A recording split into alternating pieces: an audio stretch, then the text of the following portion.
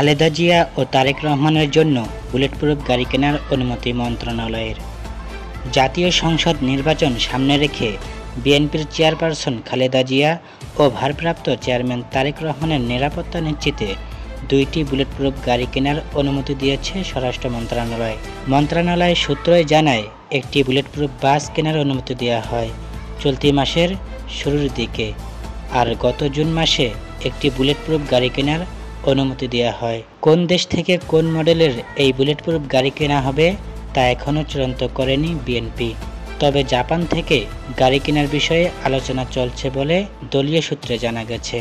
বিএনপির চেয়ারপারসনের নিরাপত্তা উপদেষ্টা অবসরপ্রাপ্ত মেজর জেনারেল ফজলে ইলাহি আকবর জানান, নির্বাচনের সময় খালেদা জিয়া ও তারেক রহমান জনসংযোগ করতে সারা দেশে যাবেন।